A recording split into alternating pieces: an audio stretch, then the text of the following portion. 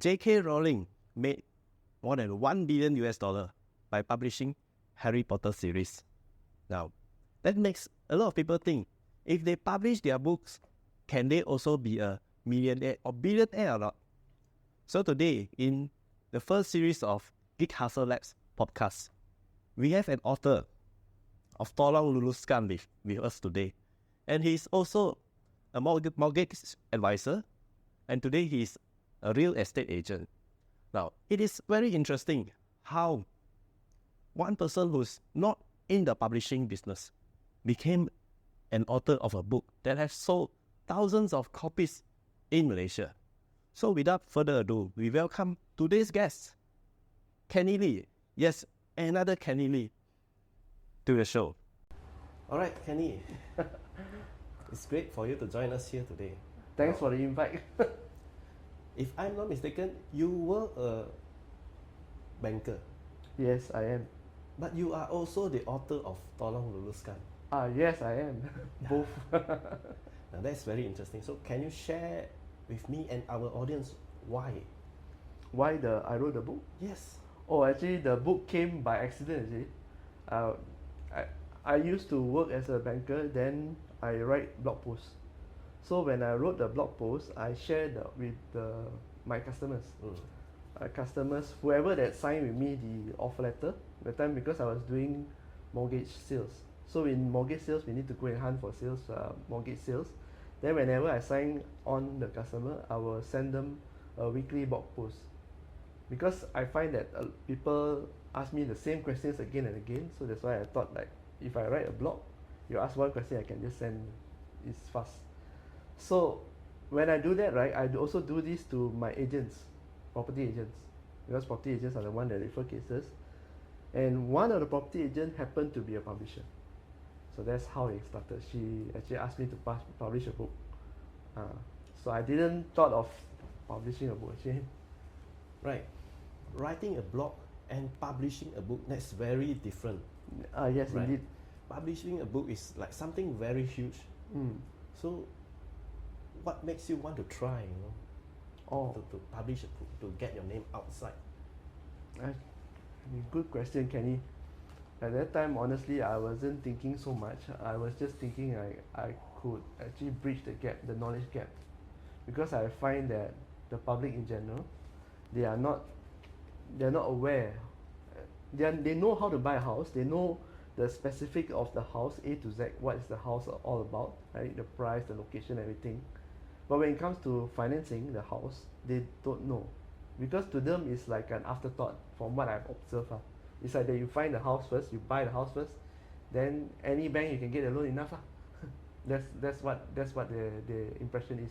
So I trying by giving them this, I hope that it will prepare them before they even go to shop for a house. They prepare and go and do their loan eligibility calculation. Then they understand what the bank is looking for, and then they go and get the house. All right. Now this is very interesting because even me myself, I must admit I have very little knowledge about housing loans and mortgage, buying properties, everything. But another thing that that interests me is Tolong Luluskan is targeting the Bumi market, right? Malaysia is a multicultural society. Is there any reason why your first book targets the Bumi market? Oh, because that time when I was starting in banking, I got a lot of Bumi customers. I'm what you all would call banana. I can't read. I write Chinese. So my customers are mostly English speaking bananas like myself, and another one is Bumi. I find that there's many like gaps, especially questions coming from my Bumi customers, or even Bumi agents. So that's why the blog itself is in Malay. So I just naturally go down that route. I am impressed to be able to publish a book in Malay. I'm seriously impressed. Sekolah kebangsaan school mah. Alright. Now, in terms of book publishing, today many people can be an author and publisher themselves, they can easily publish a book on Amazon, Amazon Kindle, and other digital marketplace. So why do you choose the traditional way of publishing? Like I mentioned at the start, right? This is an accident. I didn't know about all this. So when the publisher approached me, I asked lah. I said, I didn't know there's a self-published route. I didn't know. So I said, the publisher said you don't even need to come out a single cent. And yeah, I didn't even come out a single cent. Alright, until now, my job is just to market and sell the book. I come out, of course, I have to come out for promotions. Sometimes, like you see the big promotions, like recent the book fair. And yes, that one I did come out from to pay for the videographer. Other than that, no.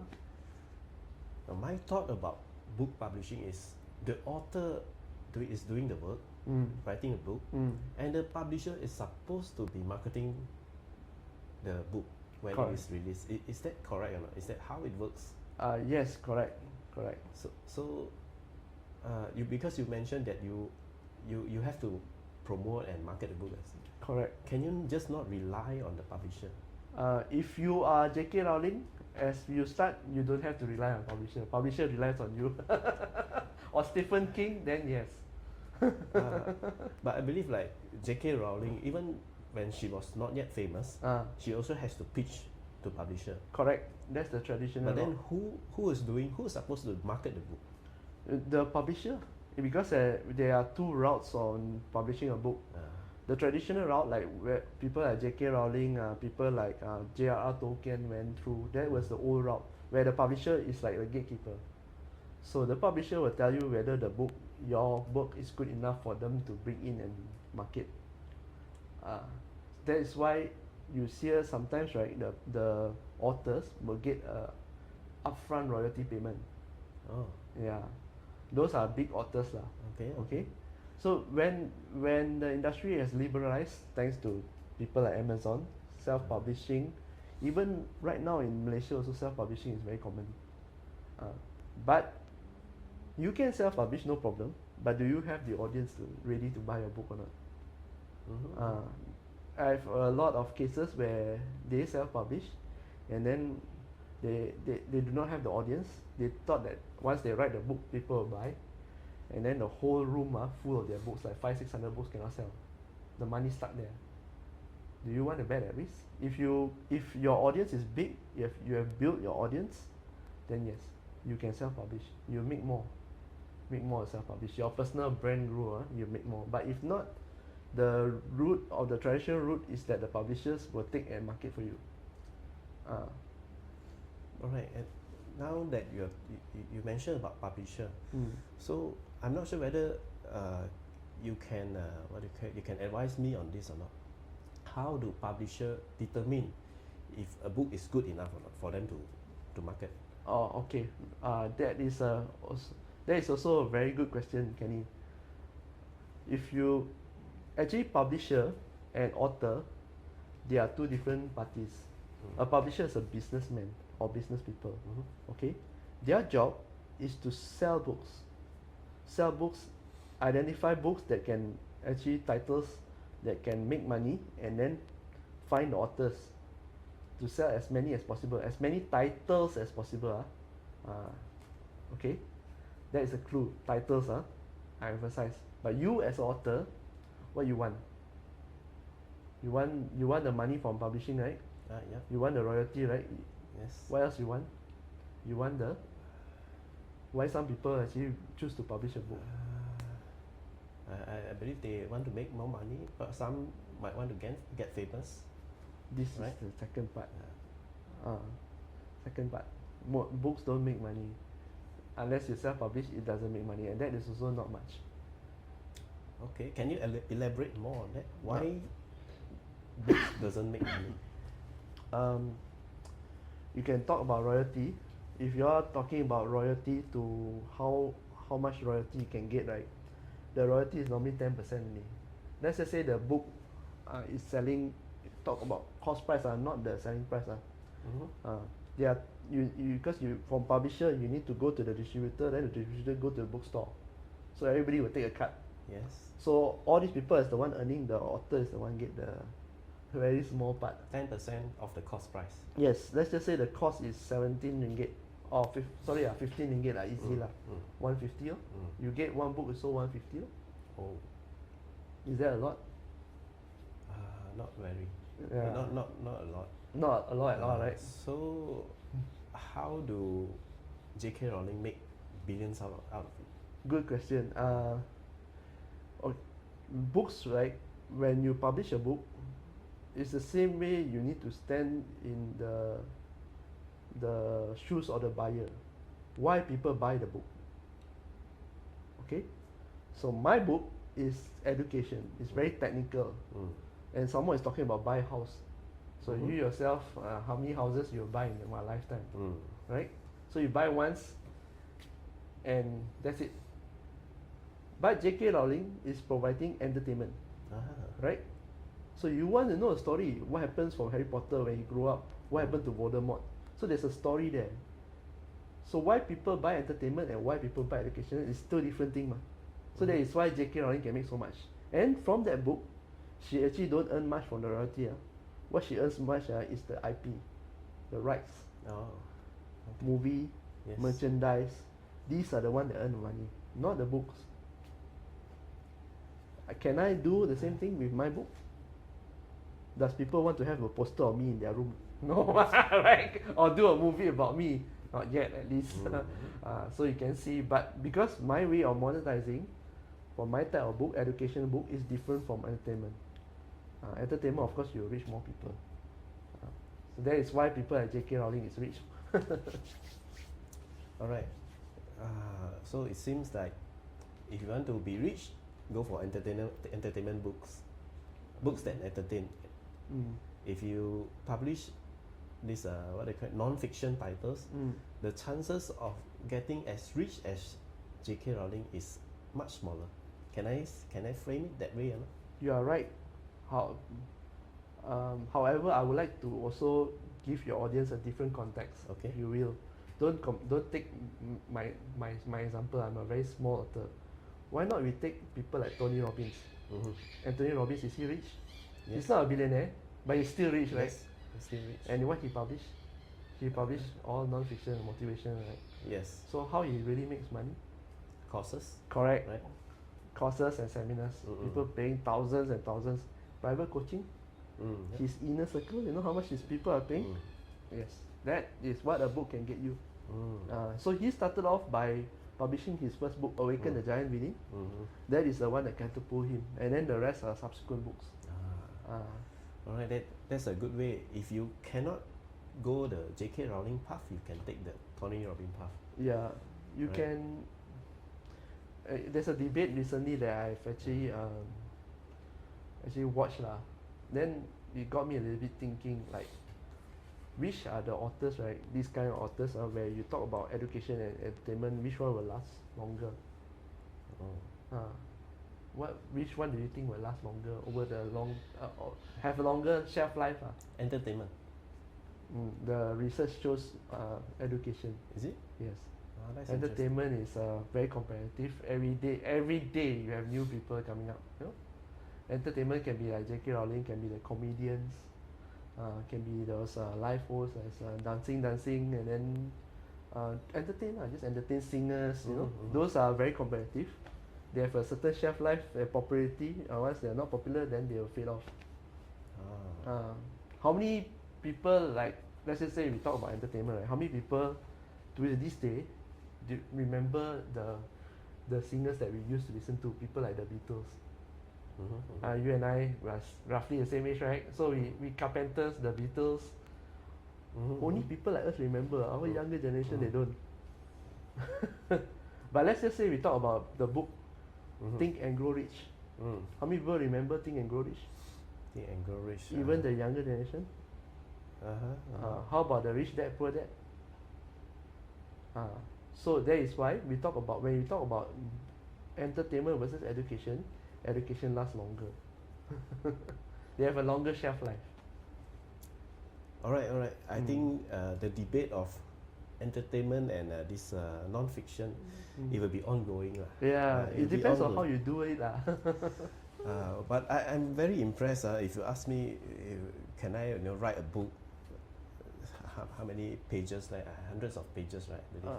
Okay, Right. this one is about 130 or 150, I can't remember. Yeah, because I know it takes a lot of effort to compile everything, to proofread, edit. So how do you juggle this? Because you have your day job, right? How do you juggle this?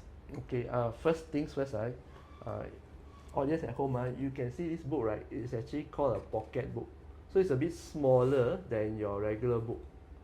So when smaller also, and inside there a bit more, you have some empty spaces and pictures. So it's not really like, if it's 200 pages, then it's not really full 200 pages of text. Okay, that's one. Second thing is that my publisher actually handles everything. I don't have to do anything. I just make sure that I keep my blog posts. So this is my advice to you all. If you all want to, anyone who wants to write a book, whatever you want to do, I don't care what book it is, entertainment or education like this. If you are writing a blog, you are writing a story, please, don't be like me. I some of my blog posts I deleted, so I have to write all over again. So please keep properly, because you don't know who might be reading your posts, your stories, and who might be interested to actually publish. You never know. So does that means the publisher will compile, edit, Yes. arrange everything for you? Yes. So you just send them the blog post only? Yes, correct. I send them the raw blog post. So that's interesting. yeah, so they will actually read and then tell me which, because the way, like what you mentioned, the way that you write a blog post is different from the way you write a book. So sometimes, right, when you talk about some authors, they write the way they speak, like a broken language, right? That is not suitable for publishing. Then that one you have to rewrite. Mine, I started off with straight away with formal language.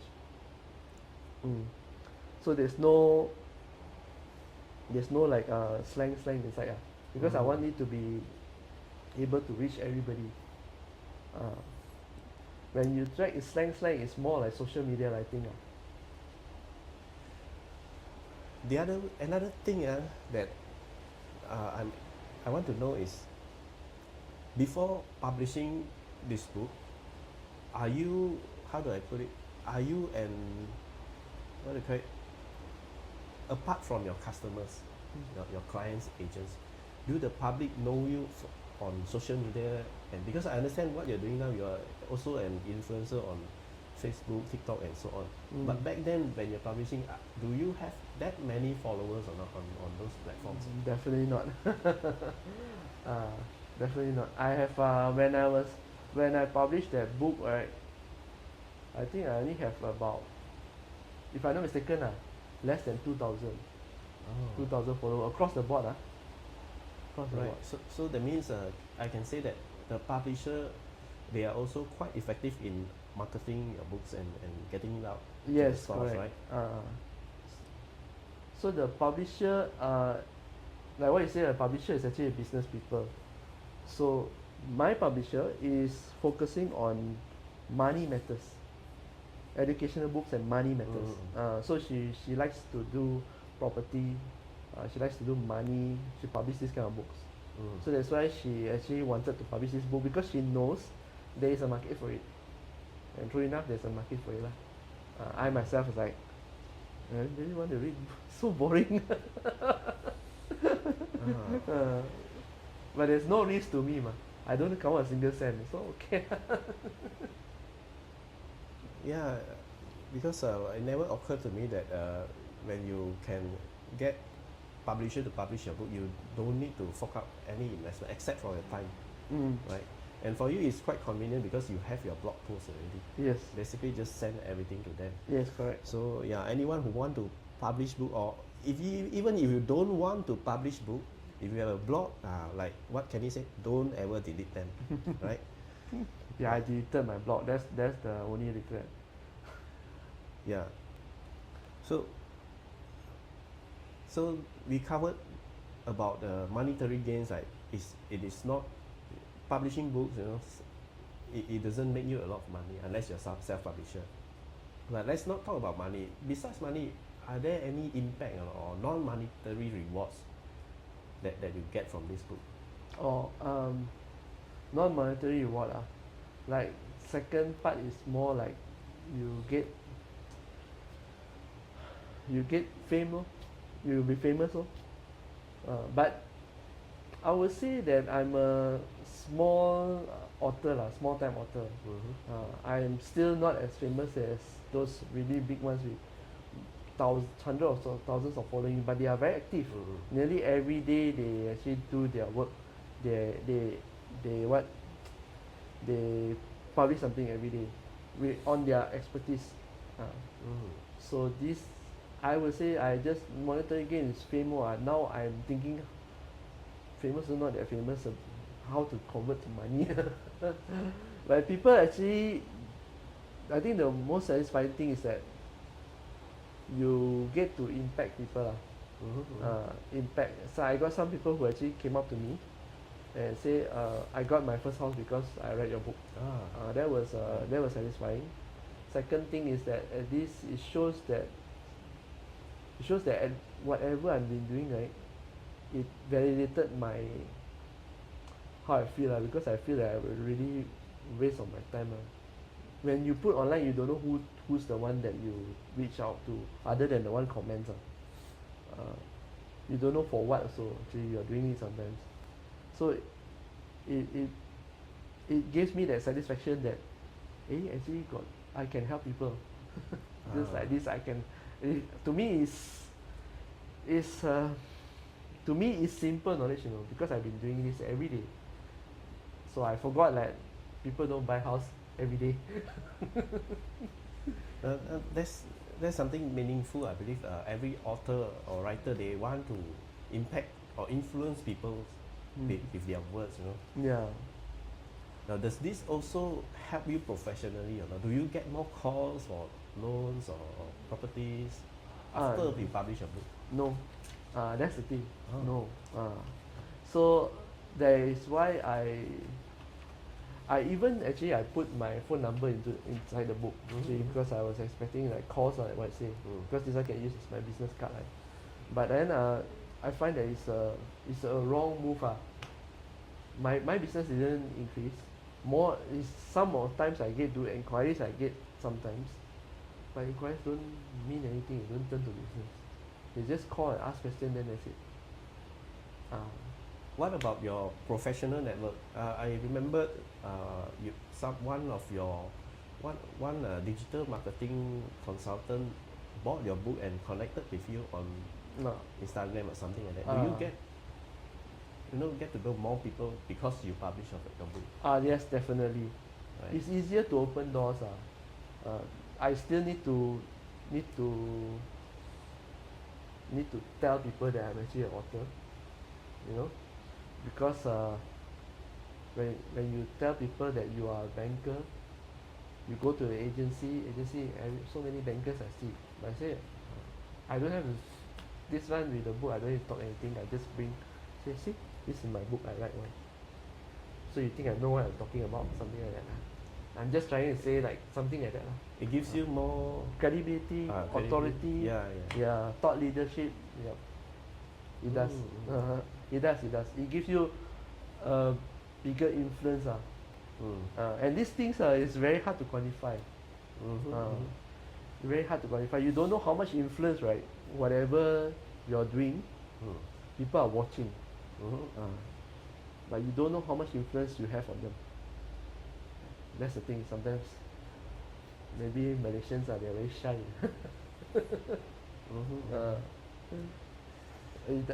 It does expand the network. It does. But you still need to be the one initiative enough to go and find these people and talk to them. They don't just come to you. Yes. Now this for me, publishing book is this a traditional way of publishing book is something very new to me. I've only tried publishing on Amazon once, with zero sales, nobody buy my books. And the second one, right, I took some of your advice. We need to market it ourselves, right? I believe whether you are going through the traditional way or self-publishing, you also need to promote. You cannot fully rely on others. Correct. Right? And with all these lessons, and I also know you, if I'm not mistaken, you are working on your second book, right? Are you going to try something different or not with your second book? Yes, definitely going to try something different. Do you mind to share a little bit of your strategies? Yeah, sure. For the first book, right, I totally got clueless about this whole thing. So for my second one, I'm gonna like give them a free gift. Just one more thing that the book can be used for is to generate leads. So let's just say you are a real estate agent. You publish a book about real estate. You can collect names and emails, phone numbers, and Malaysians they prefer doing WhatsApp. I don't know why they like WhatsApp. Because to me, if you have to entertain like 10 people a day, I also tired already. But they just like it. So I'm going to give them some free gift to generate leads. That's one. Still thinking, but I think the free gift should be a standard one where you can link to the website, like a DSR calculator or something like that. And or how to the checklist, just like a checklist, one-page checklist, you can download on the website. And then second is that I'm going to remove my phone number and put my social media handles. So I don't want them directly to come to me, because the book is also part of the ecosystem to prep them to what you want. Like for example, let's just say you're a real estate agent. You want all your content to be revolve around their decision to buy a house. You don't want them directly to come to you, because if they come to you, one person got with one question and 10 people come to you, you also headache already. So, but you can actually direct them to your social media. From that social media, you put a Google form, something like Google form or what to collect. Why I do like this? Why I put barriers? You may see it's like why you putting barriers between you and your prospect? It's because to prepare them. I don't want them direct to come to me. If they direct to come to me, they'll be like touch and go lah. They got what they want. They ask a question. They got what they want. Then that's it. You won't convert. But if you go direct them to your social media, for example, I'm going to direct them to, I prefer YouTube, where they can actually see us talking like this. They can vibe. When you go to videos, right, you actually build trust faster. So after they watch enough of the videos already, then they'll be more comfortable for me to talk to them. They're giving me permission to talk to them by leaving their contact in the form they provide. I call them. That's the time I call them. But during the meantime also, I definitely will be showing them like what are the houses I'm selling, what books I'm selling, something like that. Courses, I definitely will share with them. Like that is what I'm planning to do. Then talking about workshops, at the moment workshops, right, even for loan itself, right, we got plans to do like maybe half day. I think half day I can cover the whole thing. Then the other half day I still do not have a real estate agent I can collaborate with where they can talk about property purchase.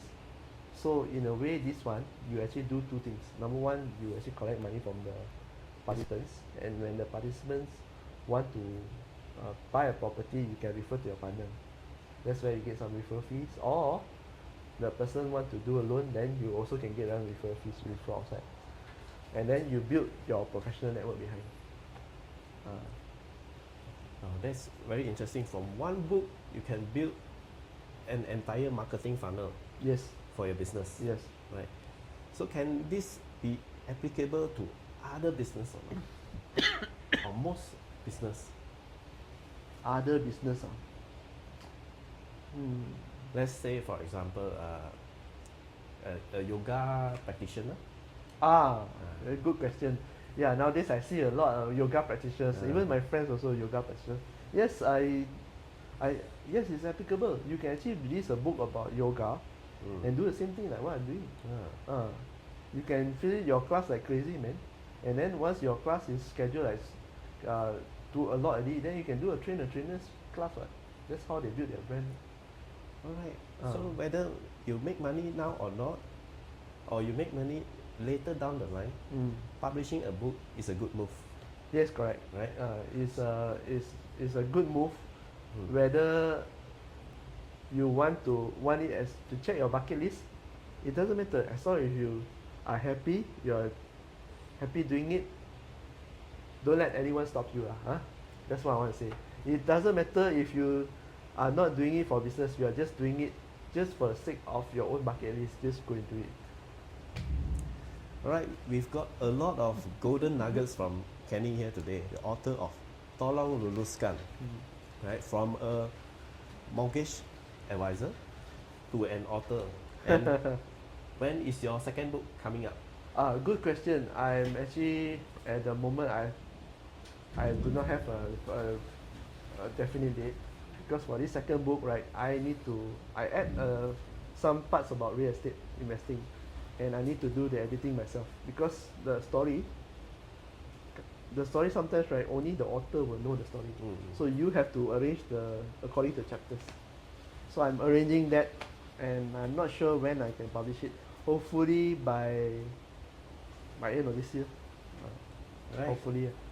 We are looking forward to your next book, and I think we've covered a lot of information, a lot of stuff about book publishing today. So one last word to those who want to write, author, and publish their own book. One last advice to them. What should they do? What should they do? Yeah. Just start. Start wherever you want. Whether it's a one line, whether how ridiculous the idea is, just start with one line. It's okay. Just start. You never publish, so never mind. Just start. You don't want people to read, yourself read, also never mind. Just start. Do it for yourself. Just do it for yourself. Publish or not, there's another story. What you need to do is start writing. That's it. Alright. Thank you, Kenny, for being here with us today. Thank you for invitation and being the first guest. I'm honored. Yeah, sure. Hopefully you can come back the next time when your second book is published. Yeah, sure, no Right. problem. We have a lot. I think we have a lot to discuss as well. Yeah, sure. Alright, okay, with that, see you guys again See in the you. next podcast. Bye.